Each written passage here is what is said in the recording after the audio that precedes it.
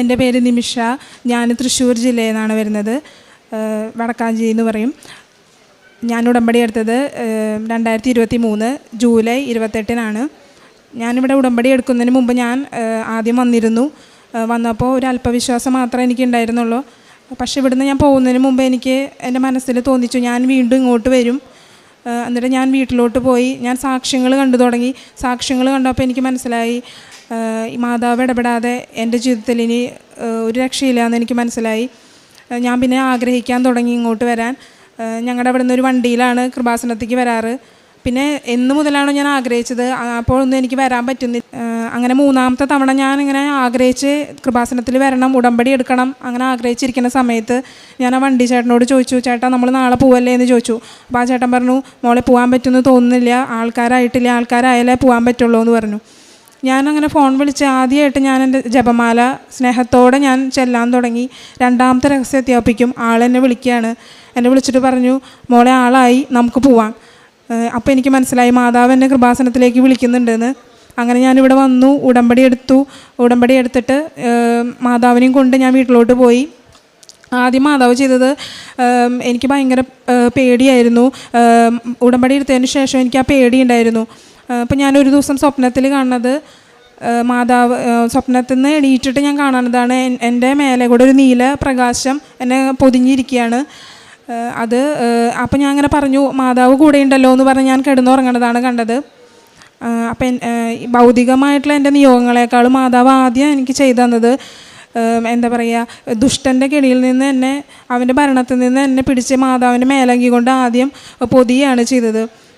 ആദ്യത്തെ 3 മാസം ഞാൻ മാതാവിനോട് എൻ്റെ ഭൗതിക നിയോഗങ്ങൾക്ക് വേണ്ടി വാശി പിടിച്ച് ചോദിക്കുകയായിരുന്നു. അപ്പോൾ മാതാവ് എന്നോട് പറഞ്ഞു, മോളെ നീ ഈശോയുടെ ഇഷ്ടം എന്താണെന്ന് ചോദിക്കുക, ഈശോ നിനക്ക് വേണ്ടി കുരിശിൽ മരിച്ചത് അതിന് വേണ്ടിയല്ലല്ലോ. അങ്ങനെ മാതാവ് ആദ്യം വിശുദ്ധ കുർബാനയിലേക്കും ഈശോയിലേക്കും അടുപ്പിക്കുകയായിരുന്നു. ഞാൻ കൂടുതൽ ജപമാലകളൊക്കെ ചെല്ലാൻ തുടങ്ങി. ആദ്യത്തെ 3 മാസം കഴിഞ്ഞപ്പോൾ ഉടമ്പടി ധ്യാനം ഞാൻ ശ്രദ്ധിച്ചു തുടങ്ങി. അപ്പോഴെനിക്ക് മനസ്സിലായി ഉടമ്പടി ധ്യാനത്തിലാണ് എനിക്ക് ഉടമ്പടി ജീവിതം എങ്ങനെയാണ് ജീവിക്കേണ്ടതെന്ന് മനസ്സിലായത്. അങ്ങനെ 3 മാസം കഴിഞ്ഞ് ഇവിടെ വന്ന് പുതുക്കിയപ്പോൾ എൻ്റെ നിയോഗങ്ങളൊക്കെ ഞാൻ മാറ്റി. പക്ഷെ മാതാവ് അത് കഴിഞ്ഞപ്പോൾ ഉടമ്പടി പുതുക്കിയതിന് ശേഷം എൻ്റെ ആദ്യത്തെ ഉടമ്പടിയിലത്തെ ആദ്യത്തെ നിയോഗമാണ് ആദ്യം ഒപ്പുവെച്ചത്. എനിക്ക് ഒരു കുഞ്ഞുണ്ട്. അത് കഴിഞ്ഞിട്ട് ഒരു മിസ്കാരേജ് ഉണ്ടായിരുന്നു. ഇനി അടുത്ത കുഞ്ഞ് എന്നറിയില്ല. ഞാൻ നാട്ടിലാണ്, ഹസ്ബൻഡ് പുതിയ ജോലി കിട്ടി ദുബായിലാണ്. ആ സമയത്ത് ആണ് ഞാൻ ഉടമ്പടിയിൽ ഈ നിയോഗം വെച്ചത്. അപ്പോൾ മാതാവ് ആദ്യം ചെയ്തത് ഹസ്ബൻഡിനോട്, അവിടുത്തെ മാനേജർ, ഹസ്ബൻഡ് ജോലിക്ക് കയറിയിട്ട് 6 മാസമായിട്ടുണ്ടായിരുന്നുള്ളൂ. ആദ്യം ചെയ്തത് മാനേജർ വന്ന് ഹസ്ബൻഡിനോട് ചോദിച്ചു, നിനക്ക് ലീവ് വേണോ, നീ ലീവ് വേണമെങ്കിൽ നാട്ടിലേക്ക് പൊക്കോ, 1 കൊല്ലം കഴിഞ്ഞിട്ട് അല്ലെങ്കിൽ 2 കൊല്ലം കഴിഞ്ഞിട്ട് ലീവ് കിട്ടേണ്ടത് 6 മാസം ആവുന്നതിന് മുമ്പ് ഹസ്ബൻഡ് നാട്ടിലേക്ക് വരികയാണ്. അപ്പോൾ എനിക്ക് മനസ്സിലായി ഇത് മാതാവാണ്. അങ്ങനെ എൻ്റെ ജീവിതത്തിൽ ഇനി എന്നാണ് ഒരു കുഞ്ഞെന്ന് എനിക്കറിയില്ല. പക്ഷേ മാതാവ് ആദ്യമായിട്ട് എനിക്ക് സമയം ചുരുക്കി തന്നു. ആ കുഞ്ഞാണ് എൻ്റെ കൂടെ ഉള്ളത്. പിന്നെ എനിക്ക് പ്രഗ്നൻസിയിൽ ഷുഗർ ഉണ്ടായിരുന്നു. ഷുഗറായിട്ട് ഞാൻ ഹോസ്പിറ്റലിൽ അഡ്മിറ്റായിരുന്നു. ആ സമയത്തൊക്കെ എനിക്ക് കുറേ സുവിശേഷ പ്രഘോഷണം ചെയ്യാൻ സാധിച്ചിട്ടുണ്ട്. അങ്ങനെ ഒരു ദിവസം അങ്ങനെ ഡിസ്ചാർജ് ആവാൻ പോവുകയാണ് ഷുഗർ കൂടിയിട്ട്. ആ സമയത്ത് മാതാവിൻ്റെ ഭയങ്കരമായിട്ടുള്ളൊരു കരുതൽ എനിക്ക് അനുഭവിക്കാൻ പറ്റിയത്, എനിക്ക് ലിവർ ഫങ്ഷൻ ടെസ്റ്റിലെ SGOT SGBT ഭയങ്കര ഹൈ ആയിരുന്നു. അപ്പോൾ ആ വാർഡിൽ 2 നിമിഷന്മാരുണ്ടായിരുന്നു. ഒരു നിമിഷം ഡിസ്ചാർജായി പോയി, ഒരു നിമിഷം ഞാനായിരുന്നു. അപ്പോൾ ആ നിമിഷയുടെ ഹൗസ് സർജൻ വന്നിട്ട് എനിക്കൊരു ബ്ലഡ് ടെസ്റ്റ് എഴുതി തന്നു. ഞാനത് ചെയ്തു നോക്കിയപ്പോൾ എൻ്റെ SGOT SGBT ഭയങ്കര ഹൈ ആയിരുന്നു. അപ്പോൾ എൻ്റെ ഡോക്ടർ പറഞ്ഞു വന്നിട്ട്, ഇത് തനിക്ക് എഴുതിയ ടെസ്റ്റല്ല, പക്ഷേ ദൈവമായിട്ട് കാണിച്ചു തന്നതാണ്, എൻ്റെ മാതാവാണ് അതെനിക്ക് കാണിച്ചു തന്നത് 100% ഉറപ്പുണ്ട്. അങ്ങനെ ഡോക്ടർ എന്നെ മെഡിക്കൽ കോളേജിലേക്ക് റെഫർ ചെയ്തു. അങ്ങനെ ഹോസ്പിറ്റലിൽ നിന്ന് ഡിസ്ചാർജായിട്ട് ഞാൻ മെഡിക്കൽ കോളേജിലേക്കൊന്നും പോകേണ്ടി വന്നില്ല. ഞാൻ ഉടമ്പടി ഉപ്പാണ് ഉപയോഗിച്ചിരുന്നത്. അങ്ങനെ ഒരാഴ്ചയ്ക്ക് ശേഷം എനിക്ക് മാതാവ് പൂർണ്ണ സൗഖ്യം തന്നു. എന്നിട്ട് ഞാൻ ഡോക്ടർക്ക് എൻ്റെ റിസൾട്ട്, ഷുഗറിൻ്റെയും SGOT SGBTയുടെ റിസൾട്ട് ഞാൻ അയച്ചു കൊടുത്തു വാട്സപ്പിൽ. അപ്പോൾ ഡോക്ടർ എന്നോട് ചോദിച്ചു, വിശ്വസിക്കാവുന്ന വല്ല ലാബിലാണോ ഇത് ചെയ്തതെന്ന്. അപ്പോൾ ഞാൻ മനസ്സിൽ എനിക്ക് ഭയങ്കര ചിരി വന്നു, കാരണം ഇതെൻ്റെ മാതാവും ഈശോയാണല്ലോ സുഖപ്പെടുത്തിയത്. അപ്പോൾ ഞാൻ വചനം എടുത്തപ്പോൾ എനിക്ക് കിട്ടിയത്, നിൻ്റെ ദൈവമായ കർത്താവിന് സാക്ഷ്യം പറയാൻ നീ ലജ്ജിക്കരുതെന്നാണ്. ഞാൻ അപ്പോൾ തന്നെ ഡോക്ടറോട് പറഞ്ഞു, ഇതെൻ്റെ ഈശോയാണ് സുഖപ്പെടുത്തിയത് എന്ന് പറഞ്ഞു.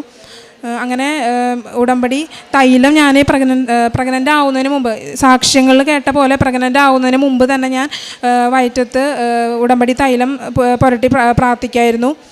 അങ്ങനെ ഇവൾ ഒക്ടോബർ 22-നാണ് ഇവളുടെ ഡെലിവറി ഡേറ്റ്. ഇവൾ ഒക്ടോബർ 8-നാണ് മാതാവ് തന്നത്. മാതാവിനോട് ഞാൻ ആദ്യത്തെ നിയോഗം വെച്ചിട്ടുണ്ടായിരുന്നത് മാതാവിൻ്റെ മാസത്തിൽ വേണം എനിക്കൊരു ഉണ്ണിയെന്ന്. മാതാവ് അത് നടത്തി തന്നു. അങ്ങനെ സമയം ചുരുക്കി തന്നു. പിന്നെ എൻ്റെ ജീവിതത്തിൽ ഞാൻ ഈ ഉടമ്പടി കാലഘട്ടത്തിൽ ഒരു ധ്യാനത്തിന് പോയിട്ട് തിരിച്ചു വരുമ്പോൾ മാതാവിൻ്റെ ഭയങ്കര സംരക്ഷണം എനിക്ക് അനുഭവിക്കാൻ കഴിഞ്ഞു. ഞാൻ ട്രെയിനിലാണ് തിരിച്ചു വന്നത്. ട്രെയിനിൽ വരുമ്പോൾ ട്രെയിനിൽ ഞാൻ പോയതും വന്നതും എല്ലാം മാതാവിനെ, കൃപാസനത്തെയും മാതാവിനെ അറിയുന്ന ആൾക്കാരുടെ കൂടെയായിരുന്നു. പിന്നെ ഞാൻ എനിക്ക് ട്രെയിൻ എൻ്റെ ക്യാൻസലായി പോയി. എന്നിട്ട് ഞാൻ വേറെ ട്രെയിനിലാണ് തിരിച്ചു വന്നത്. ആ സമയത്ത് കൃപാസനത്തിൽ ഉടമ്പടി എടുത്തൊരു ചേച്ചിനെ ഞാൻ കണ്ടുമുട്ടി. ആ ചേച്ചി ക്യാൻസർ ബാധിച്ചൊരു ചേച്ചിയായിരുന്നു. അന്ന് ആ ചേച്ചി മാതാവിനോട് പറഞ്ഞു, മാതാവേ എനിക്ക് ഉപ്പില്ലല്ലോ, ഉപ്പ് എങ്ങനെ കിട്ടും എന്ന് ആ ചേച്ചി വിഷമിച്ച് നിൽക്കുന്ന സമയത്താണ് ഞാൻ ആ ട്രെയിനിൽ കയറിയത്. അങ്ങനെ മാതാവിനെ കുറിച്ച് പറയാനും ഉടമ്പടി ഉപ്പ് കൊടുക്കാനും എനിക്ക് സാധിച്ചിട്ടുണ്ട്. ട്രെയിനിലൊക്കെ സുവിശേഷ പ്രഘോഷണം നടത്താൻ സാധിച്ചിട്ടുണ്ട്. പിന്നെ അതിൻ്റെ രണ്ടാമത്തെ നിയോഗം എന്ന് പറഞ്ഞത്, ഞാൻ കുറേ നാളായിട്ട് ഗവൺമെൻറ് ജോലിക്ക് വേണ്ടി പരിശ്രമിച്ചുകൊണ്ടിരിക്കുകയാണ്. ഞാനൊരു നഴ്സാണ്. അപ്പോൾ ഞാൻ ഡേറ്റ് ഇട്ട് പ്രാർത്ഥിക്കുന്നതിനെ കുറിച്ച് സാക്ഷ്യം കണ്ടിട്ടുണ്ടായിരുന്നു. അപ്പോൾ ഞാൻ ഡിസംബർ 8 എനിക്കൊരു ഗവൺമെൻറ് ജോലി വേണമെന്ന് മാതാവിനോട് ഡേറ്റ് ഇട്ട് പ്രാർത്ഥിച്ചിട്ടുണ്ടായിരുന്നു. അങ്ങനെ മാതാവ് ഈ ഉടമ്പടി കാലഘട്ടത്തിൽ ഞാൻ ഈ PSCക്ക് വേണ്ടി പഠിക്കുകയാണ്. അങ്ങനെ PSC കോച്ചിങ്ങിന് ഞാൻ ചേർന്നു. ഞാൻ എക്സാമിന് വേണ്ടി പഠിക്കുന്നുണ്ട്, നോട്ട് എഴുതുന്നുണ്ട്. പക്ഷേ എക്സാമിൻ്റെ ദിവസങ്ങൾ അടുത്തപ്പോൾ എന്ത് ചെയ്താലും എനിക്ക് പഠിക്കാൻ പറ്റുന്നില്ല. അപ്പോൾ ഞാൻ മാതാവിനോട് ചോദിച്ചു, ഒന്നും പഠിക്കാൻ പറ്റുന്നില്ലല്ലോ, ഇതെന്തത്?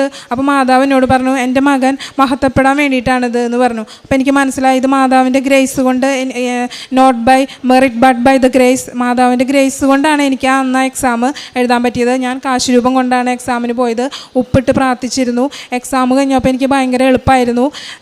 അപ്പോൾ എൻ്റെ അമ്മ പറഞ്ഞു, ആൻസർ ചെയ്ത് നോക്ക്, എത്ര മാർക്ക് ഉണ്ടാവും നോക്ക് എന്ന് പറഞ്ഞു. അപ്പോൾ ഞാൻ പറഞ്ഞു, അത് നോക്കേണ്ട ആവശ്യമില്ല. അത് കഴിഞ്ഞ് എനിക്ക് എൻ്റെ റാങ്ക് ലിസ്റ്റ് വന്നു, അതിൽ ഞാനുണ്ടായിരുന്നു. അത് കഴിഞ്ഞ് PSC ഇൻ്റർവ്യൂവിന് വിളിച്ചു. അപ്പോൾ ഞാൻ പ്രഗ്നൻ്റ് ആയിരുന്നു. ഇൻ്റർവ്യൂവിന് വിളിച്ച സമയത്ത് ഒരു 8 മാസം ഗർഭിണിയായിരുന്നു. അപ്പോൾ എന്നെ വിളിച്ചത് വയനാട്ടിലെ ദുരന്തത്തിൻ്റെ സമയത്തായിരുന്നു. അപ്പോൾ അത് ദുരന്തമായതുകൊണ്ട് എൻ്റെ ഇൻ്റർവ്യൂ പോസ്റ്റ്പോൺ ചെയ്ത് വെച്ചു. ഞാൻ നന്നായി പ്രാർത്ഥിച്ചു. PSC മാതാവ് ഇതുവരെ എത്തിച്ചതല്ലേ, ഇനിയിപ്പോൾ ഇൻ്റർവ്യൂ എന്നാവും എന്ന് ആലോചിച്ച് എനിക്ക് ഭയങ്കര ടെൻഷനായി. അപ്പോൾ സെപ്റ്റംബറിലെ ലിസ്റ്റിലും എൻ്റെ പേര് വന്നിട്ടില്ല. ഇനി ഇൻ്റർവ്യൂ ഉണ്ടാവും ഒക്ടോബറിലാണ്. പക്ഷേ എൻ്റെ ഡെലിവറിയും ഒക്ടോബറിലാണ്. എനിക്ക് സിസേറിയനാണ്. എങ്ങനെ ഇൻ്റർവ്യൂവിന് പോവും? അങ്ങനെ ആലോചിച്ച് ഭയങ്കര വിഷമത്തിലായിരുന്നു. അപ്പോൾ ഞാൻ PSC ഓഫീസിൽ വിളിച്ച് ചോദിച്ചു, ഇങ്ങനെ ഇൻ്റർവ്യൂ ഉണ്ട്, എനിക്ക് ഒന്ന് സെപ്റ്റംബറിലോട്ട് മാറ്റി തരാൻ പറ്റുമോ? അപ്പോൾ അവർ പറഞ്ഞു, അതൊരിക്കലും നടക്കില്ല. തൻ്റെ ഡെലിവറി ഞങ്ങൾ എന്നാണ് ഇൻ്റർവ്യൂ ഇടണമെന്ന് എനിക്ക് അറിയില്ലല്ലോ, അതെന്തായാലും നടക്കില്ല എന്ന് പറഞ്ഞു. അപ്പോൾ ഞാൻ ഇവിടെ ഉടമ്പടി ധ്യാനം കൂടിക്കൊണ്ടിരിക്കുമ്പോൾ ജോസഫ് അച്ഛൻ പറഞ്ഞു, ഇൻ്റർവ്യൂ നേരത്തെ ഉണ്ട്, എന്നാൽ അത് മുൻകൂട്ടി വേണമെന്നുള്ളവർ പ്രാർത്ഥിക്കാൻ. അങ്ങനെ ഞാൻ ആ സമയത്ത് പ്രാർത്ഥിച്ചു. പിറ്റേ ദിവസം ഉച്ചതിരിഞ്ഞിട്ട് എനിക്ക് എൻ്റെ ഇൻ്റർവ്യൂവിൻ്റെ മെസ്സേജ് വന്നു PSCന്ന്.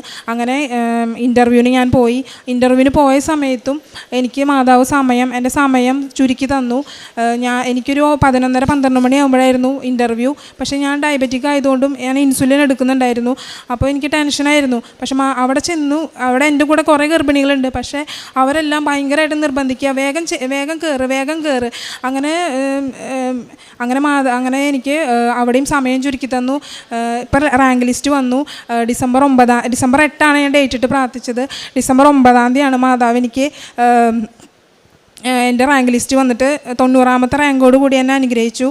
എൻ്റെ മൂന്നാമത്തെ നിയോഗം, എൻ്റെ മൂത്ത കുട്ടി, അവൾക്ക് ഒരു വയസ്സിൽ കോവിഡ് വന്നു. അതിനുശേഷം പനി വരും. ഒരു 105 ഡിഗ്രി പനിയൊക്കെയാണ് എപ്പോഴും വരിക. അവൾക്ക് പനി വന്നാൽ ഞങ്ങൾക്കൊരു മനസ്സിൽ ഭയങ്കര വിഷമമാണ്. കാരണം ഫിറ്റ്സ് വരും. എത്ര നമ്മൾ എന്ത് ചെയ്താലും പനി കുറയില്ല. അമ്മയ്ക്കും എനിക്കും ഭയങ്കര വിഷമമാണത്. ആ വിഷമം അപ്പോൾ ഞാൻ മാതാവിനെ അത് ഞാൻ ഏൽപ്പിച്ചു കൊടുത്തിട്ടുണ്ടായിരുന്നു. ഉടമ്പടി സമയത്ത് ഉടമ്പടിയിൽ ഞാൻ മൂന്നാമത്തെ നിയോഗം മാതാവ് അത് ഏറ്റെടുത്തു. അതിനുശേഷം എനിക്ക് മോൾക്ക് അങ്ങനത്തെ ഒരു പനി വന്നില്ല. പിന്നെ എനിക്ക് ആത്മീയ ജീവിതത്തിൽ എനിക്ക് മാതാവിനോട്, ഞാൻ അമ്മയോട് സംസാരിക്കുന്നത് പോലെയാണ് മാതാവിനോട് സംസാരിക്കുന്നത്. ഒരു ദിവസം സംസാരിച്ചില്ലെങ്കിൽ എനിക്ക് എപ്പോഴും സംസാരിക്കാൻ തോന്നും. സംസാരിച്ചില്ലെങ്കിൽ എന്തോ കണക്ഷൻ പോയ പോലെ എനിക്ക് ഫീൽ ചെയ്യാറുണ്ട്. പിന്നെ മറ്റുള്ളവർക്ക് വേണ്ടി പ്രാർത്ഥിക്കാനുള്ള കൃപയൊക്കെ മാതാവ് എനിക്ക് തന്നു. കാരുണ്യപ്രവർത്തികളായിട്ട് ഞാൻ ചെയ്തിരുന്നത്, ഞങ്ങളുടെ അവിടെ ഒരു സൈക്യാട്രി പേഷ്യൻസിനെ നോക്കുന്ന സ്ഥലത്തേക്ക് ഞാൻ ദശാംശം പൈസ കൊടുക്കുമായിരുന്നു. പിന്നെ വസ്ത്രമില്ലാത്തവർക്ക് വസ്ത്രം കൊടുത്തിരുന്നു. പ്രേക്ഷിത പ്രവർത്തനമായിട്ട് ഞാൻ മെഡിക്കൽ കോളേജിലും ബസ് സ്റ്റാൻഡിലും ഓട്ടോ സ്റ്റാൻഡിലൊക്കെ പത്രങ്ങൾ കൊടുത്തിരുന്നു.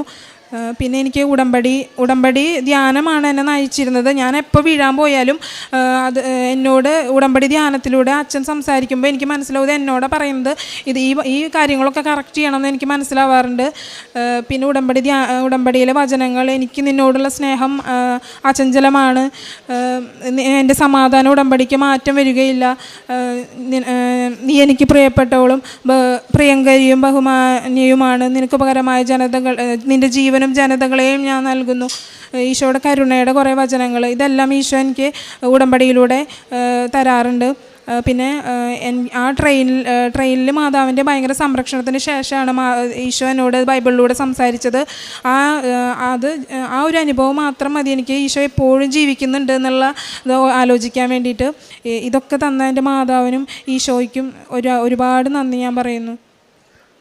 യോഹന്നാൻ 15:7 നിങ്ങൾ എന്നിൽ വസിക്കുകയും എൻ്റെ വാക്ക് നിങ്ങളിൽ നിലനിൽക്കുകയും ചെയ്യുന്നെങ്കിൽ ഇഷ്ടമുള്ളത് ചോദിച്ചു കൊള്ളുക, അത് നിങ്ങൾക്ക് ലഭിക്കും.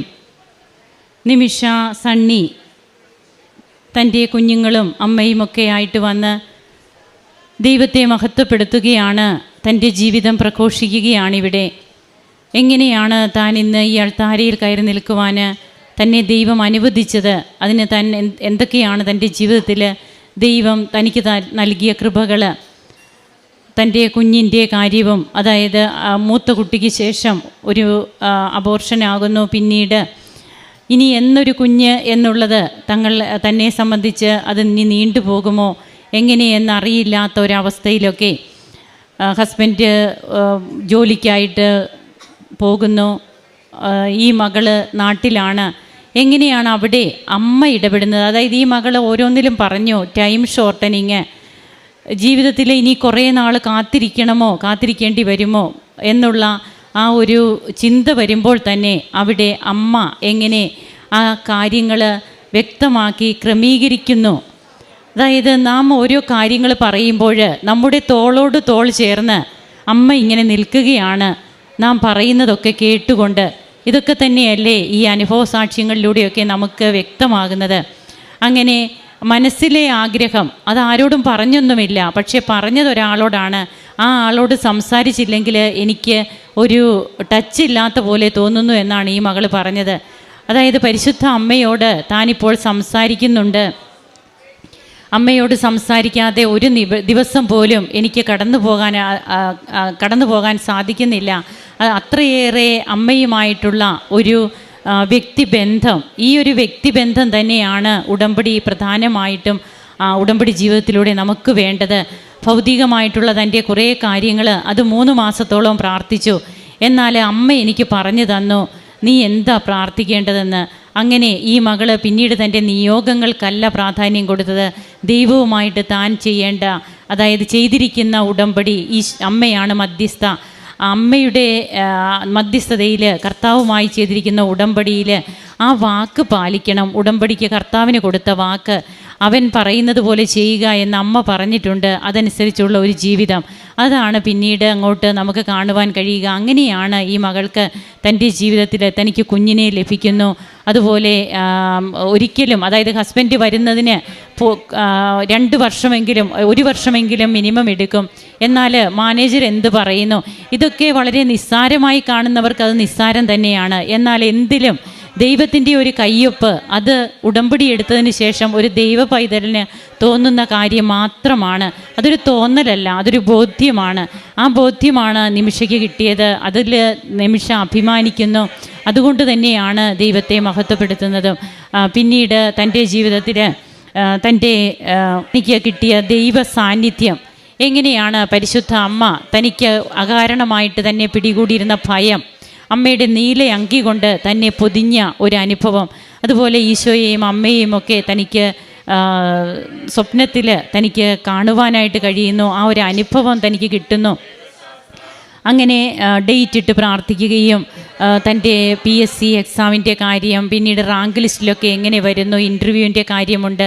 അതിനിടയിൽ താൻ പ്രഗ്നൻ്റ് ആയതുകൊണ്ടുണ്ട് അതിൻ്റെ ഒത്തിരിയേറെ കോംപ്ലിക്കേഷൻസ് ഉണ്ട്. ഇതൊക്കെ ഉള്ളപ്പോഴും എങ്ങനെയാണ് തന്നെ ഓരോ അവസ്ഥയിലും ദൈവം വഴി നടത്തിയത്? അതായത് വാഗ്ദാന പേടകമായ അമ്മയെ നാം മനസ്സിലും ഹൃദയത്തിലും ധ്യാനിച്ചുകൊണ്ട് മറ്റൊരു വാഗ്ദാന പേടകമായിട്ട് മാറണം. അതാണ് നിങ്ങൾ എന്നിൽ വസിക്കുകയും എൻ്റെ വാക്ക് നിങ്ങളിൽ നിലനിൽക്കുകയും ചെയ്യുന്നെങ്കിൽ ഇഷ്ടമുള്ളത് ചോദിച്ചു കൊള്ളുക. നമുക്ക് ഇഷ്ടമുള്ളത് ചോദിക്കാമെന്നാണ് പറയുക. പക്ഷേ കണ്ടീഷനുണ്ട്. ആ കണ്ടീഷനാണ് നാം തിരുവചനത്തിലൂടെ കേട്ടത്. നമുക്ക് കുടുംബങ്ങളെ, വ്യക്തികളെ കൈപിടിച്ച് തൻ്റെ മാതൃഹൃദയത്തോട് വാത്സല്യത്തോടെ ചേർത്ത് നിർത്തുന്ന പരിശുദ്ധ അമ്മയുടെ മാതൃവാത്സല്യം നുകരാൻ നമുക്കും കഴിയട്ടെ. കരങ്ങളടിച്ച് നമുക്ക് ഈശോയ്ക്കും അമ്മയ്ക്കും നന്ദി പറയാം.